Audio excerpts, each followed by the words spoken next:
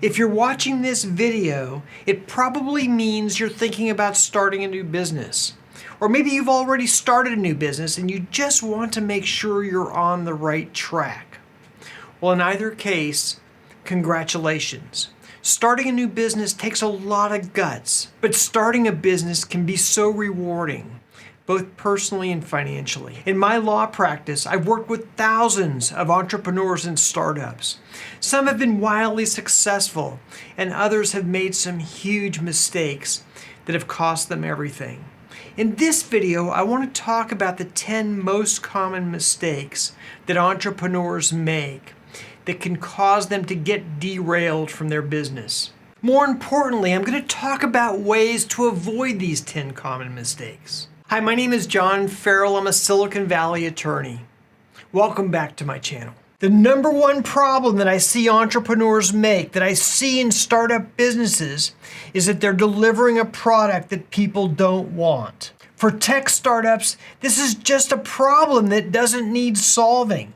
It's a solution that is looking for a problem. This happens so often, and it can be so heartbreaking because you put time and money and effort into building a product and then nobody buys it. And the reason that nobody buys it is that it's solving a problem that nobody really has. Think of the entrepreneur who's invented a new hammer. And this entrepreneur goes around looking for something to bang on with his hammer. But nothing really needs banging on. What you really need to do is start with the problem. Look for a picture that needs hanging and then figure out how to hang the picture. Maybe hanging the picture needs the hammer, but maybe it needs something else. It's important to understand the problem that needs solving before coming up with a solution in search of a problem. A second problem that I see with startups is entrepreneurs who spend a lot of time, energy, and money building a product or service before actually validating it, before verifying that somebody actually wants it or needs it. You don't need to build a perfect website or launch an LLC or set up a bank account and hire lawyers. What you need to do first is to talk to potential customers. See if it's something they really want. Run a survey. Make a landing page. Build a prototype and see if anybody really cares. Will you have customers for your product or service once you launch? The third common mistake that startup businesses often make is that they launch their business without first running a business model or constructing a business model on their business. Who's going to pay? How much are they going to pay? How often do they need your product? And how much will it cost you to deliver the product that they'll be buying? It's so important when starting a business to make sure that you'll eventually be able to make a profit in the business. There's nothing more devastating that's more soul-sucking than building a product or delivering a service and you're losing money on every delivery that you make. When you're not making money in your business, you're basically subsidizing your customers, and eventually you're going to go out of business. It's important to understand that if you're going to stay in business, you need to make a fair profit to allow for growth, new product development, and customer development. This can't be treated as a hobby if you intend to do it long term. One rule of thumb that's very helpful when thinking about your business and building out a business model is that if you're going to build a product that has distribution, you need to be able to build a product for about 1/4 of the cost of the selling price. This will give a fair profit to distribution, whoever sells your product, and then the ultimate retailer. So if you're building and selling a product, pencil it out from the very beginning. Make sure that there's a fair profit to allow you to grow and continue product development in your business. Mistake number 4 that startups and entrepreneurs make is trying to do everything themselves. By definition, founders wear a lot of hats, but if you try to do everything yourself, you're going to end up slowing yourself down and burning yourself out. Be smart about where you spend your energy. There are things that you obviously love doing in your business. That's why you're in the business. But hire people, delegate to others, those things you don't enjoy doing. By focusing on those things that you really enjoy, you'll be increasing your energy level and you'll be getting a lot more done. Even from the very beginning, if you can, hire a part-time bookkeeper to help you with the business part of it if you don't enjoy doing that, or a virtual assistant to help keep you more focused and on track. The more you can delegate, the more you'll get done, the faster your business will grow, and the more profitable and successful you'll ultimately be. The fifth mistake that I see startups and businesses make from the very beginning is failing to treat their business like a business. Earlier I mentioned the mistake of treating your business like a hobby. Well, it's true. You need to be rigorous about your business. Set up a bank account, have a separate bank account for the business, and track your expenses. Keep track of everything. It's so important to keep clean records. And yes, eventually you're going to want to set up an LLC or a corporate structure for your business.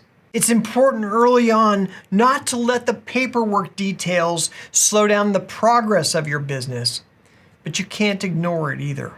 A sixth common mistake that I see businesses make often is just ignoring the legal basics surrounding their business. Now, I'm not saying that you need to hire a lawyer early on.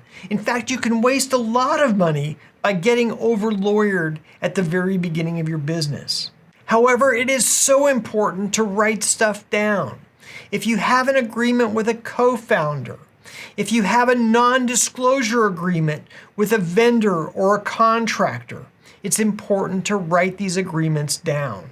These early agreements don't necessarily need to be long and detailed, notarized or witnessed, or even necessarily signed by both parties. For example, an email exchange in many cases will be enough, but it's important that there be a written record memorializing agreements that you have with others. And when the contracts are important to your business, I do think it's very helpful to get a local attorney to help review these for you. You may want to set a personal lawyer criteria for when it's important to ask a lawyer to review a contract or agreement for your business. For instance, any contract worth more than $5,000 or lasting more than 6 months might be worth having your lawyer just take a quick look at. There is a benefit to having a second set of eyes look at agreements to make sure that there's no oh dear me's in the agreement that could come back and bite you later. But at the very minimum, make sure that you write stuff down and that you be very thoughtful about anything that you sign. Another mistake that a lot of entrepreneurs and startups make is starting their business, building their business in isolation. I especially see this problem with inventors and tech entrepreneurs. Isolation kills good ideas.